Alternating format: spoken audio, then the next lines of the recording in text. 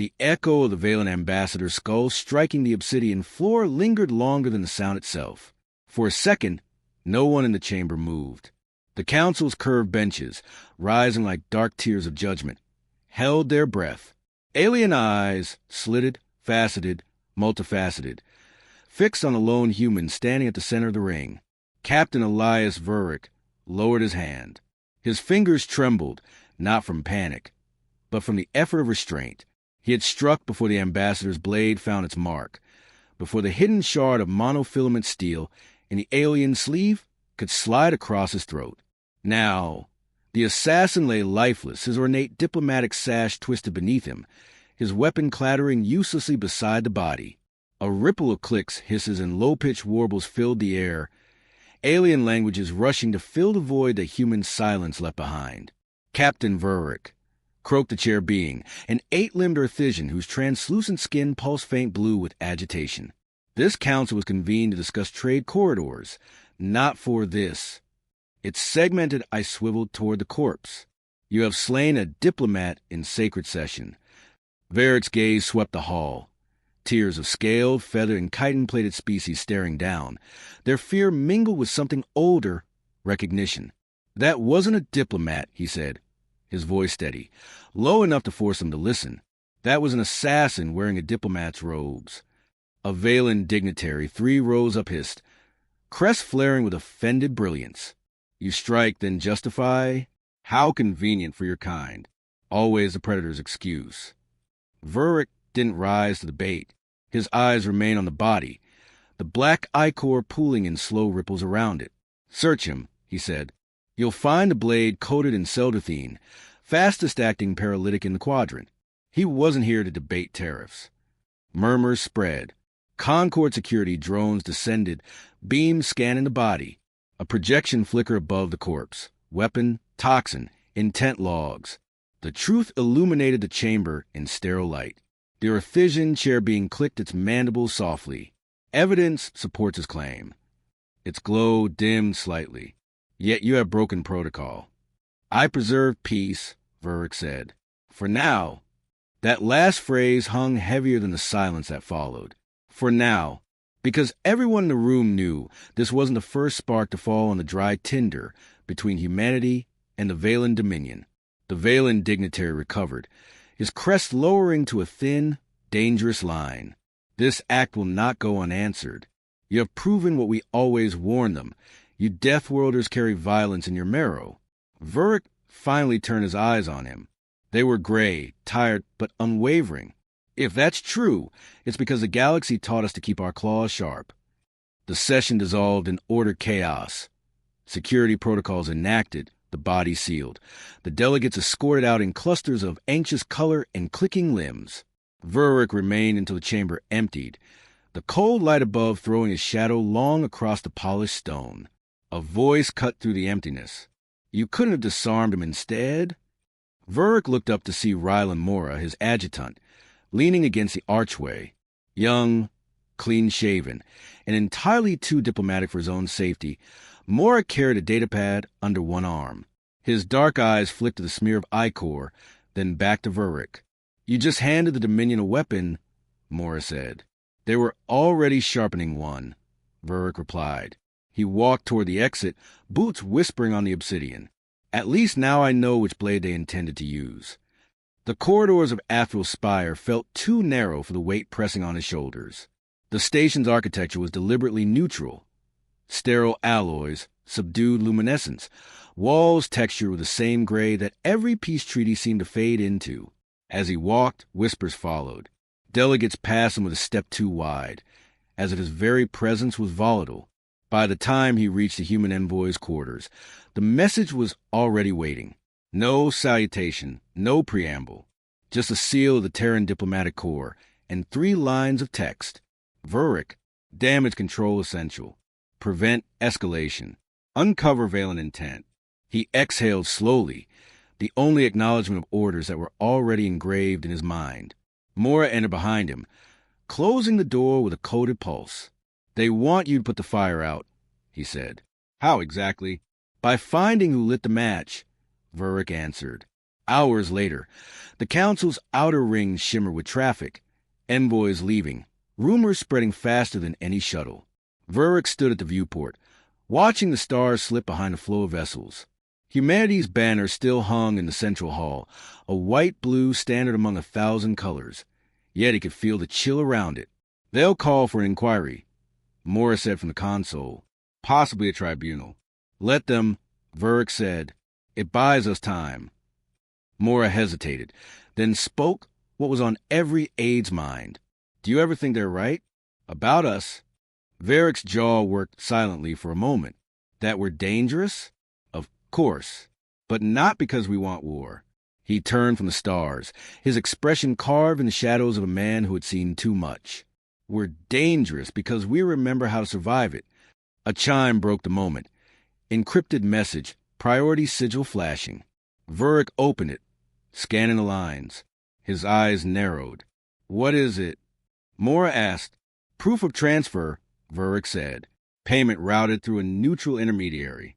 Someone paid the ambassador to do this." "Who?" Vurick didn't answer immediately. He scrolled the code chain, tracing its faint genetic watermark, one the Concord hadn't noticed or had chosen to overlook. At the end of the thread, a name, Clive Arthas, the High Regent himself. He closed the message, the screen going dark.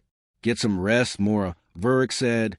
"Tomorrow, we start asking the kind of questions that make enemies nervous." Mora frowned. "And if they already are?" Vurick allowed the faintest flicker of a smile. "Then they'll make mistakes." When the chamber lights dimmed to the artificial night cycle, Vurick remained at the window, watching Athril Spire drift against a field of distant suns. Somewhere in those stars, the Valen fleets waited, silent, calculating, hoping the spark would become their excuse. He traced a faint scar along his palm, a reminder from a war long past. The galaxy believed humans were savage because they had to be. Few ever asked a better question. What happens when they choose to be? Tomorrow, he would begin to find out. Athril Spire never truly slept. Its corridors glowed in perpetual dusk, lined with fractal patterns meant to calm every species at once, yet pleasing none. Elias Vurick moved through its arteries with purpose, his boots silent against polymer tiles designed to absorb the clatter of hurried feet. The echoes here were political, not physical. "Do you ever get the feeling the station was built to listen?" Mora asked, falling into step beside him. The young adjutant carried a slim case of data keys, his jaw tight with contained frustration. "Every wall has a sensor. Every corridor has eyes." "That's the idea," Vurick said. "Peace by observation. Control the noise, control the chaos." They descended a grav lift to the lower commerce decks, where the Concord's official records blended with its unofficial trade. Stalls buzzed with multicolored light, scents of spiced nutrient paste and ion-scorched metal mingling in the thin air. Alien merchants paused as they passed, some masking their glances, others not bothering. Mora lowered his voice. "Your name's already spreading. They're calling you the Obsidian Killer." Vurick didn't break stride. "Good. A predator's name keeps scavengers cautious." A turn, a coded door, and the noise fell away. They entered a dim chamber behind the markets, a meeting place without a name. Its single table projected a faint blue grid of encrypted access, a private slice of the Concord's underbelly. Waiting for them was an Yularen broker, a mantis-limbed creature wrapped in a drape of reflective silk. Its faceted eyes shifted in tight arcs as they entered. "You come with heavy whispers, human." The broker rasped. "The Dominion trembles with offense. Many wish your airlock to open, without you behind it." Vurick set a thin cred chip on the table. "Then they'll have to wish harder. I want traffic logs for the last 2 cycles. Priority lanes. Diplomatic cargo." The Yularen's mandibles clicked. Risky requests earn risky prices. "Paid," Vurick said. The broker's spindly digits danced over the grid. Streams of data flared. Ship movements, coded transfers, encrypted manifests. Mora began sifting, filtering with practiced efficiency. "There," Mora murmured. A line of entries, each routed through neutral trade nodes, all ending in the same arc cluster near the Dominion's border. Discreet, but too consistent to be accidental. Valen channels, Vurick said. The broker's frills tightened. You prod sharp teeth human. Some jaws close without warning. That's why we keep ours open, Vurick replied. The search widened. Vurick spent the next hours bending regulations until they resembled something useful. Data from surveillance decks, trade corridors, even docking ring waste recyclers. Every thread pulled another closer to the web he suspected. Patterns emerged. Small shipments marked as agricultural research, escorted by low-profile diplomatic crews. None scanned lethal, yet all followed identical vectors before vanishing in deep transit. A familiar signature flickered at the end of one chain. Clive Arthas. Mora rubbed his forehead, fatigue edging his words. If this is a setup, it's elegant. They leak enough to make us look paranoid, hide enough to make us look guilty when we dig. That's what makes it a setup, Vurick said. They want a provocation, not a war. Not yet. A low chime from the encrypted pad drew his attention. A private summons. Counselor Rel, one of the few species who consider humanity an asset rather than contagion, requested an immediate meeting. Rel's chambers were suspended above the observation dome, a skeletal nest of glass and steel, with the stars stretched like frozen scars. The Cellari counselor waited with his plumage muted, his narrow hands folded behind him. You move quickly, Rel said as Vurick entered. Quicker than your own delegation expected. Waiting doesn't suit us, Vurick replied. You sent for me. Rel inclined his narrow head. The Dominion is pressing charges. Assassination, disruption of council proceedings, intent to destabilize trade accords. They will demand your removal by morning. Then I have tonight, Vurick said. Tell me what you've heard. Rel's crest twitched, a Cellari equivalent of a sigh. Only that Thos has been consolidating his fleets near the outer corridors. Quietly. Officially, it's maneuvers. Unofficially, I suspect baiting. You suspect or you know? Vurick asked. Rel met his gaze, the faint ripple of his transparent eyelids betraying discomfort. I know what my sensors catch. But proof? Proof is dangerous. Vurick stepped closer. Dangerous for whom? For all of us, Rel said simply. If you expose him without ironclad evidence, the Concord fractures. If you stay silent, the Dominion gains ground until silence becomes surrender. Mora is shifted by the door, restless. So either we act and risk war or do nothing and invite it. Rel gave the faintest nod. Precisely. Back in their quarters. The night cycle deepened, but Vurick found no rest. He watched the data flow across his desk. 1,000 movements across 1,000 stars, each a thread of intention. Somewhere in that tapestry lay the moment before a blade struck his throat. The reason a supposed ambassador carried poison into a trade debate. Mora entered with a cup of steaming sin brew. You're not going to sleep, are you? Vurick didn't answer immediately. His mind tracked the paths again, the repeating arcs. There was something about them, too precise, too uniform. They're building something, he said at last. Not a fleet, a staging line. For what? That's what we find out, Vurick said. And we find out fast. Mora hesitated, then placed the cup beside him. You know they'll try to stop you. Quietly first, then not so quietly. Vurick looked up, a shadow of grim humor in his eyes. Then we don't move quietly either. By dawn cycle, Athrospire hummed with unease. Delegates whispered. Security drones doubled their patrols, and the Valen contingent lodged formal protests louder than the ambassador's death itself. Vurick ignored the noise. His focus was a single encrypted dispatch, a location tag deep within the quarantine sectors. Wraith Expanse. A place no Concord vessel traveled without sanction, because nothing stable returned. Suicidal. Mora said as the coordinates resolved on the holomap. That's where your threads end. That's where they begin, Vurick said. Pack what you need. We're leaving before the tribunal decides to make an example of me. Mora exhaled through his teeth. You know this could be the trap they wanted. Vurick keyed in the authorization codes, sealing their departure orders before the bureaucrats could smother them in red tape. Every trap tells you something about the one who said it, he said, and I'm done letting them write the narrative.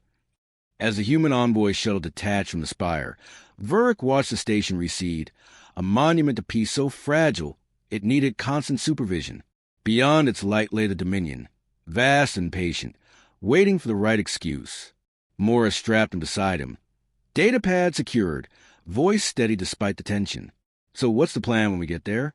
Vuric didn't look away from a viewport. We find their secret. We drag it into daylight. And we make sure the next move is Olean had been drawn, and Vuric intended to follow it to its source. The Wraith expanse did not welcome visitors. It consumed them.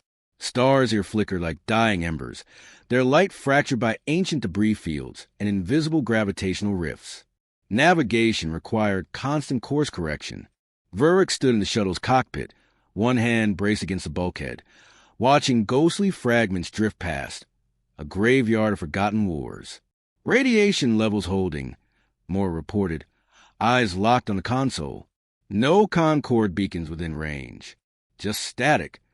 That's the point, Vuric said. It's where you hide something you don't want seen. The shuttle shuddered as the autopilot adjusted. Beyond the forward screen, a cluster of jagged silhouettes emerged, structures not entirely natural, not entirely artificial. Half-formed stations anchored to tumbling asteroids, strung together by cables that pulse faintly with containment fields. Mora leaned forward. There's your staging line. Varric's jaw tightened. The Valens hadn't just hidden supply routes. They had built an entire covert network here, beyond treaty surveillance. Mark every node, he ordered.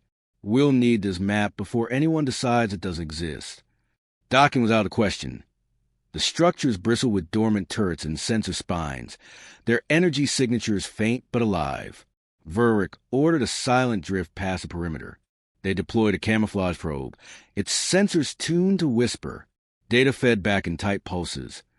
Biosignatures, encrypted traffic, shipment manifests. The readings matched the patterns he had traced on Athrospire. Agricultural research, on paper. In reality, the container's pulse was something else, an engineered pathogen, dormant and compartmentalized. Mora broke the silence. That's not freight. That's a weapon. Designed for Concord standard biologies, Vuric said, scrolling the data. Fast spread, slow reveal. Enough to destabilize a dozen systems before anyone realizes it's sabotage. And they'll blame us, Mora muttered. Varric's eyes didn't leave the screen. Unless we show them the truth first. The decision wasn't simple. Sending proof would alert the Dominion they had been exposed. Remaining hidden risked losing the evidence entirely. Vuric opened a secure channel to Earth Command. Static flared, then a faint voice emerged. Link unstable. Proceed. He transmitted the raw data. Coordinate samples, shipment trails. Evidence of Dominion treaty violation, he said into the channel. Recommend immediate review. The line crackled, then died. No acknowledgement. No promise of reinforcements. Just the silent, dead stars. Mora watched him close the link. They won't move until the Council moves, he said. And the Council won't move until the Dominion decides how loud to scream. Then we make the scream worth it, Vuric replied. Their probe detected a central hub deeper in the field. A command node, lightly shielded, its comm array active. Vuric studied its rotation, its sentry drone cycles, its thermal vents. That's where they keep the master manifests, he said. Get us close. You want to infiltrate that with 2 people in a shuttle? Mora asked.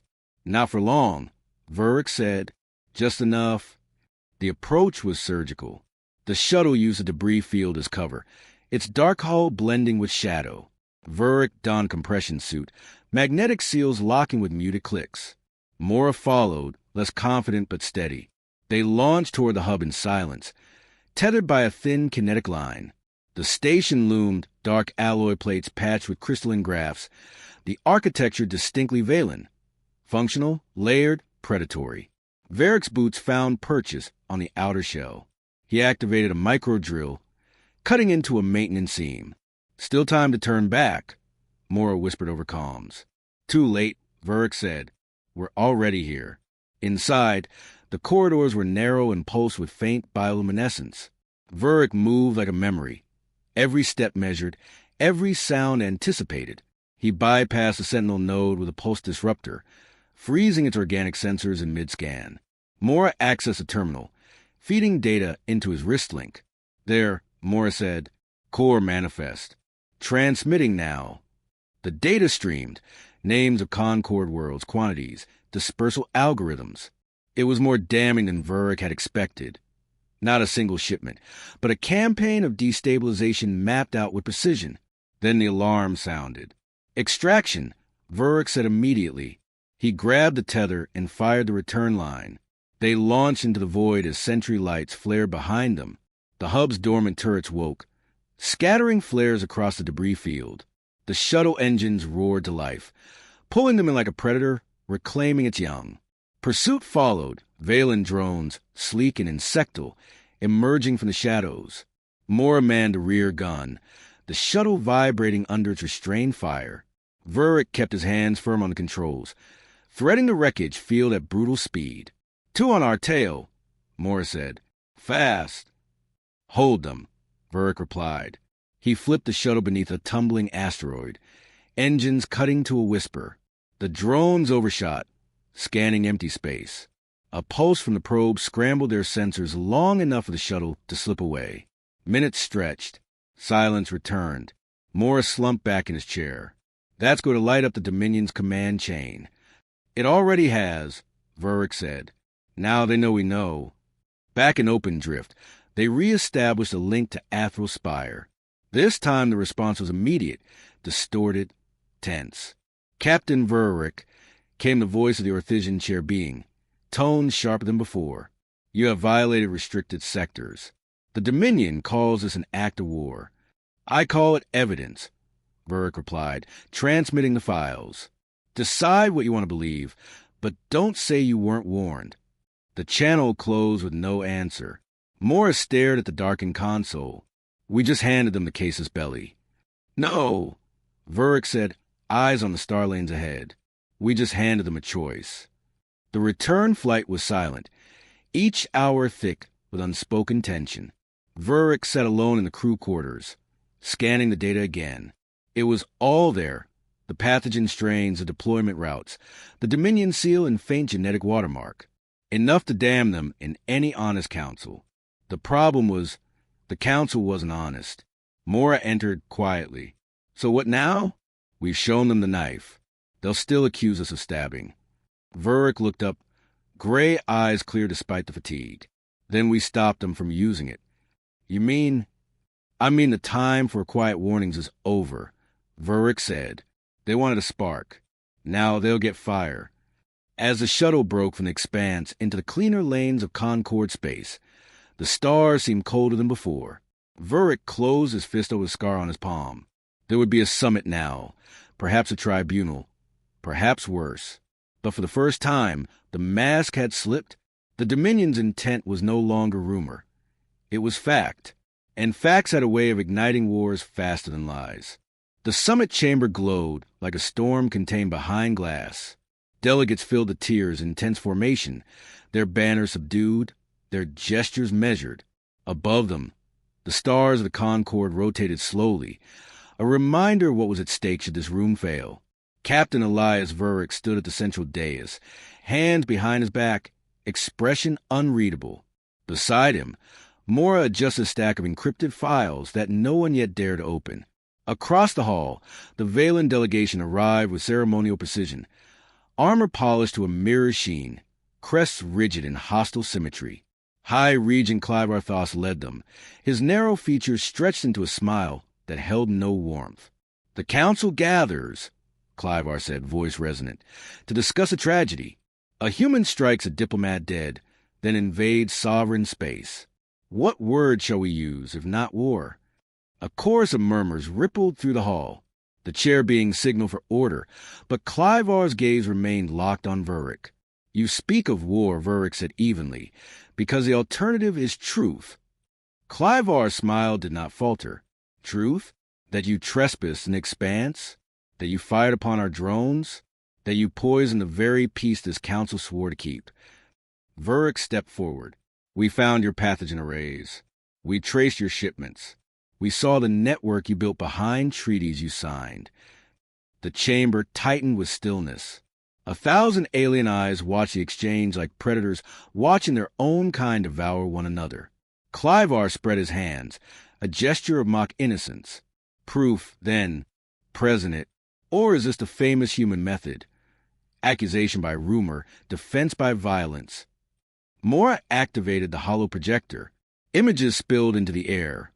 The Wraith Expanse hub, the cargo manifests, the genetic watermark bearing the Dominion signature.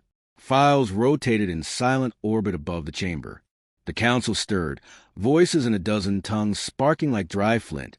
Clivar did not look at the evidence. Forgeries, he said at once, fabricated by a species desperate to justify its own savagery. How convenient. Humans always find an enemy to blame. The chair being struck the gavel rod, its glow flickering. This summit is not a trial. It is to determine the path forward. Do the Dominion and humanity seek mediation or escalation? Clivar moved first, graceful as a blade. Mediation is for equals. We stand as defenders of the Concord, not its saboteurs. Vuric said nothing. Silence served him better than argument now. Every second Clivar overreached. The weight of his confidence dug the pit deeper. Finally, Vuric spoke, his voice low enough to still the nearest rose. You wanted this summit, Regent. You wanted the spectacle of a cornered predator. But predators don't beg for mercy. Clivar's crest flicked, just a fraction. Then you admit it. You are a predator. I admit nothing, Vuric said, except that peace does not hold by speeches alone. The session stretched into hours. Petitions rose. Accusations flared. Translators whispered in a dozen harmonic ranges. Vuric played his role, measured, deliberate, never rising to the bait. Mora fielded a barrage of procedural motions, every one designed to delay or dilute the evidence. Between debates, Vuric watched the patterns in the chamber, the Cellari leaning closer to their consoles, the Orthesians dimming their light, the neutral block growing restless. Doubt had entered the room. It only needed a single fracture. During a recess, Rel approached. You've bought time, the Cellari murmured, plumage muted. Not favor. That's enough, Vuric said. Rel studied him with narrow, translucent eyes. You have a plan. I have a contingency, Vuric corrected. By the second day, the Dominion pushed for censure.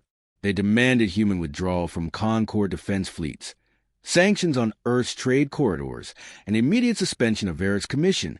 Their delegates spoke with rehearsed outrage, their crests flaring in rhythmic unison. Vuric stood again at the dais.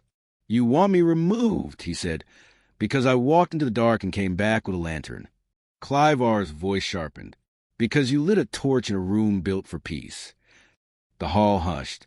This was the moment, the line between concession and confrontation. Vuric glanced at Mora, who gave the faintest nod. Their contingency waited. A broadcast prepared, locked behind codes only Vuric could speak. He faced the council. I have given you the truth, he said. What you do with it is no longer my concern. Clivar leaned forward, eyes like polished stone. You think this chamber fears you? No, Vuric said quietly. I think it remembers us. That night, the corridors whispered louder. Rumors of fleet movement spread. Dominion warships shifting near contested space. Concord patrols withdrawing under pretext of neutrality. Vuric moved among the murmurs like a shadow, his presence enough to still conversations mid-syllable. Mora intercepted him outside the envoy quarters. We're running out of time. The vote's tomorrow. If the bloc swings with the Dominion, sanctions will follow. Then tomorrow decides whether this ends with treaty, Vuric said, or with a warning. You mean a threat.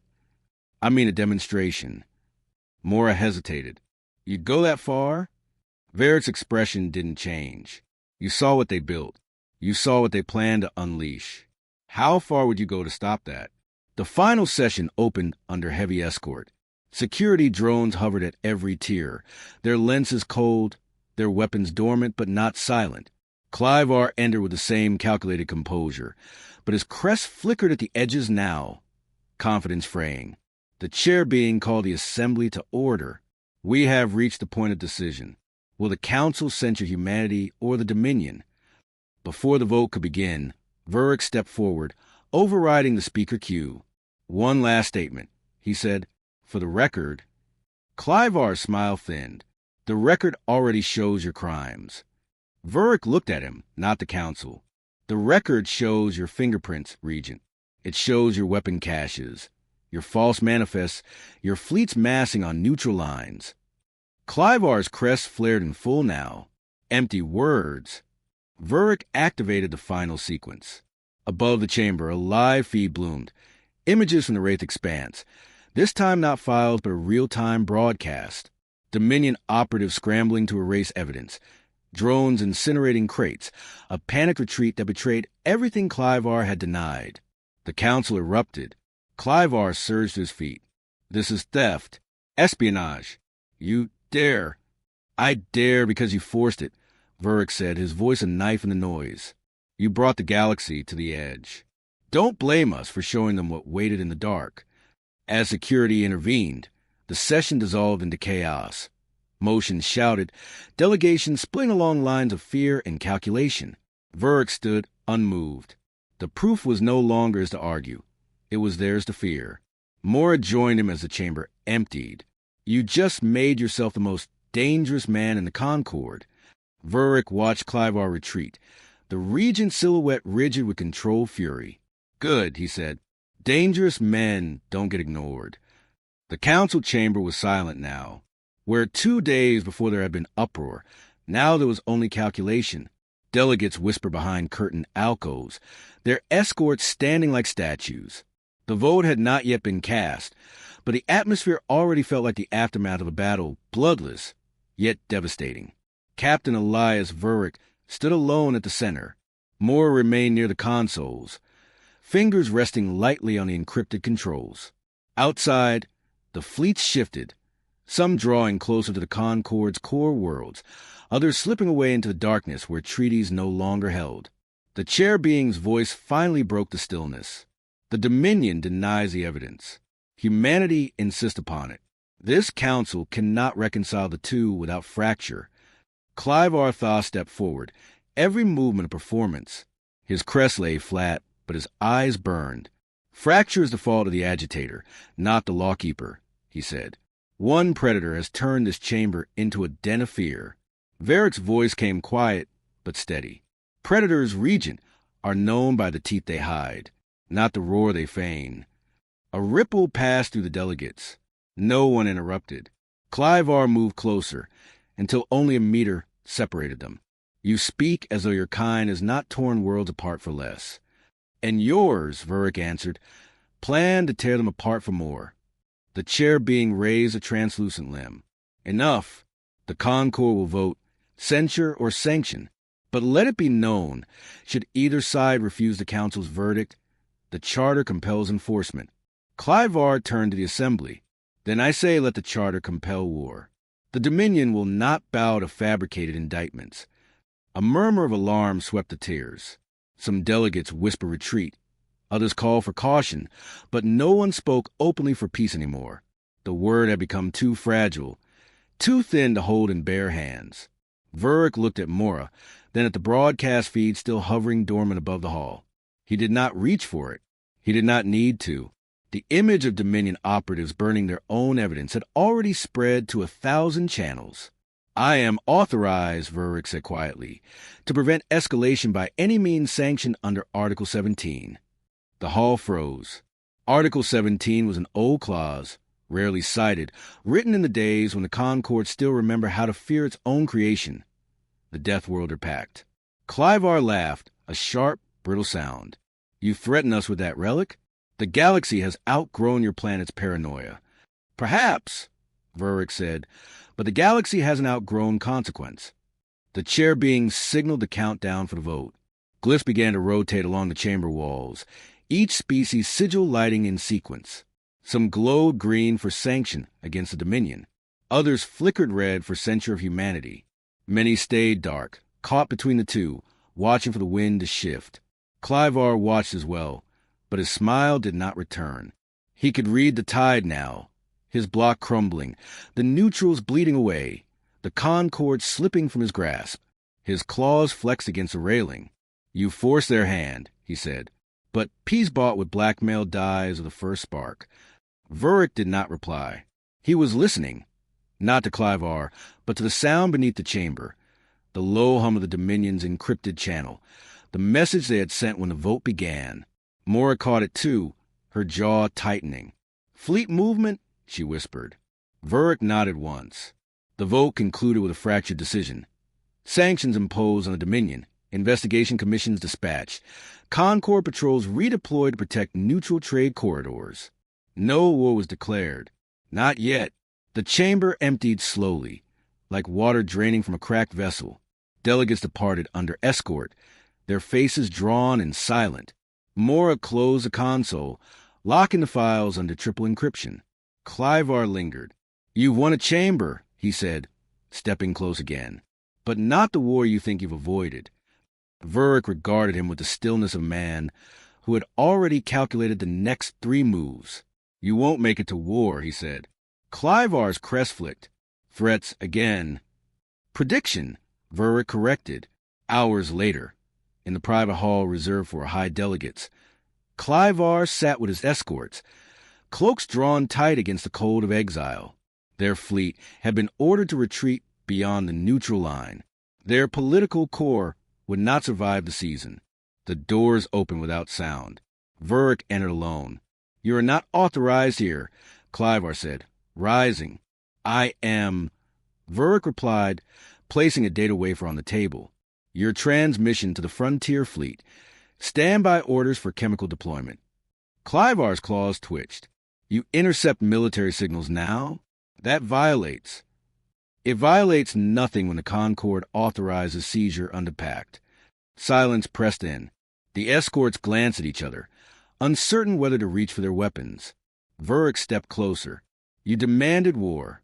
You bred plague in the dark. You came to this chamber to see humanity bow." Clivar's voice dropped to a hiss. "And you came to kill." Vurick met his eyes. "Only if forced." What happened next did not echo in the chamber. It fell like a blade between breaths. Vurick moved with the precision of a man who had trained his hands for diplomacy and death alike. No sound, no warning. A pulse trigger concealed in his sleeve discharged. A pinpoint strike of bioelectric force calibrated not to explode, but to stop. Clivar stiffened, breath caught in his throat, then crumpled with no mark upon his armor. The escorts froze. Vurick did not draw a weapon. He simply looked at them. "Your regent," he said, "chose escalation. The Concord chose containment." No one moved. "Remove him," Vurick ordered, quietly. "The council will call it natural failure. The war ends here." Mora met him in the corridor afterward, her face pale. "It's done. He won't give orders again." She exhaled slowly, a sound more weary than relieved. "And us, we hold the line," Vurick said. "We give them a chance to rebuild what they nearly destroyed. And if they don't..." Vurick's gaze turned to the viewport where the stars slid past in slow procession. "Then they remember what happens when they ask for war." Weeks later, the Concord released its statement. The Dominion's region had succumbed to systemic collapse under the strain of sanctions and investigation. His successors disavowed the Expanse operation, withdrew their fleets, and signed a revised treaty under strict oversight. Humanity neither celebrated nor mourned. It returned to its stations, rebuilt its routes, and filed the council records under the same classification it had always carried. Contingencies for when negotiation fails. Vurick never spoke of the moment in the private hall. Mora never asked again. But among the quiet corridors of Concord space, a phrase began to circulate, half warning, half grim respect. "The humans don't shout before they strike."